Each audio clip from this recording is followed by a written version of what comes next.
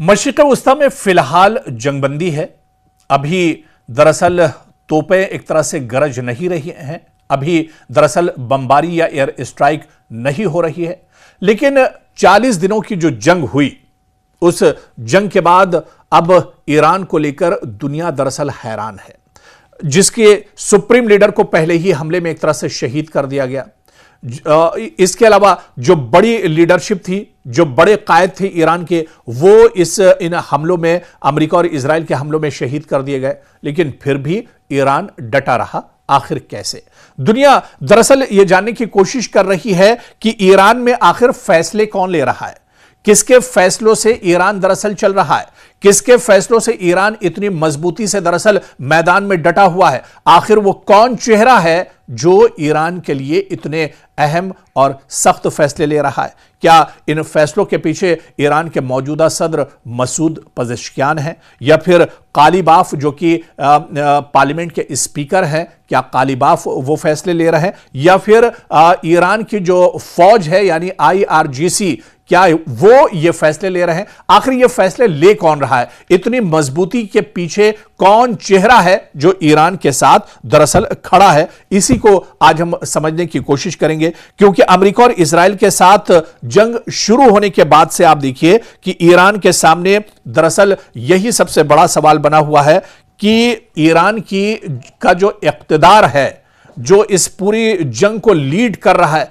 आखिर वो कौन है, कौन दरअसल इसे संभाल रहा है। हालांकि आप देखिए कि 28 फरवरी से जब से यह जंग शुरू हुई है, ईरान के कई बड़े चेहरे, ईरान के चाहे supreme leader ayatollah Ali Khamenei की बात करें, उन्हें शहीद कर दिया गया।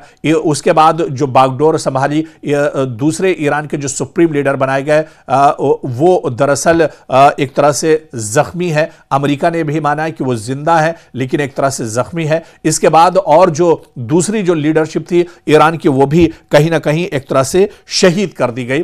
तो ऐसे में जब एक मुल्क की पूरी लीडरशिप दरअसल बिखर गई हो, उस पर सवालिया निशान लग गए हो, पूरी लीडरशिप के जो बड़े चेहरे हैं उन्हें शहीद कर दिया गया हो, उसके बाद भी ईरान इतनी मजबूती के साथ कैसे खड़ा है? दरअसल दुनिया इसी बात को लेकर हैरान थी। दरअसल ईरान में आप देखिए कि जो सबसे बड़ा ओहदा माना जाता है वो ईरान के सुप्रीम लीडर का होता है, और अमेरिका और इजराइल ने अपने पहले ही हमले में ईरान के supreme leader ayatollah Ali Khamenei, जो ईरान की सबसे बड़ी ताकत माने जाते थे, उनको शहीद कर दिया था।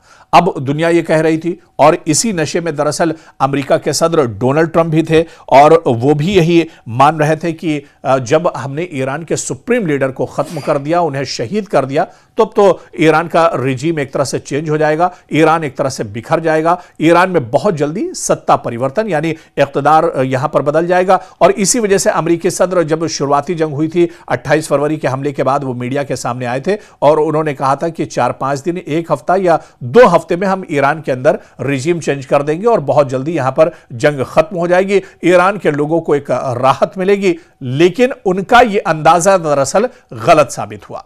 डोनाल्ड ट्रंप भले ही उनकी चौधराहट पूरी दुनिया पर चलती हो, लेकिन यहां पर डोनाल्ड ट्रंप धोखा खा गए। डोनाल्ड ट्रंप ईरान के अंदर की जो मजबूती है उसे दरअसल वो नहीं समझ पाए, उसे वो दरअसल नहीं भांप पाए।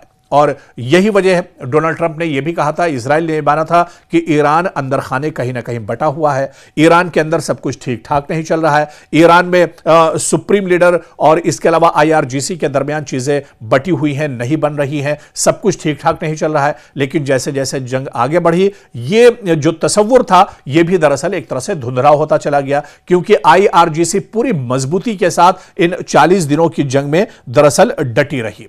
लेकिन यह अभी भी एक तरह से सेग़े राज है कि आखिर ईरान को दरअसल चला कौन रहा है, क्योंकि ईरान के मौजूदा सुप्रीम लीडर मुज्तबा खामनेई जख्मी हालत में है। जिस तरह से अमेरिका और पेंटागन ने भी इसकी जानकारी दी है। हालांकि वो कहां है, क्या कुछ जिम्मेदारी निभा रहे हैं, किस तरह की हालत में है, अभी यह तस्वीर दरअसल धुंधली है। ये चीजें अभी निकलकर सामने नहीं आई हैं। बहुत से लोग यह भी मानते थे कि मुस्तफा खामनेई शायद एक तरह से शहीद हो गए होंगे, लेकिन अमेरिका का बयान आने के बाद, क्योंकि अमेरिका खुद मानता है कि मुस्तफा खामनेई शहीद नहीं हुए हैं बल्कि जिंदा है, और अभी भले ही वो कोई फैसले न ले पा रहे हो, लेकिन वो दरअसल अभी उनका इलाज चल रहा है, जख्मी हालत में है, लेकिन वो जिंदा है।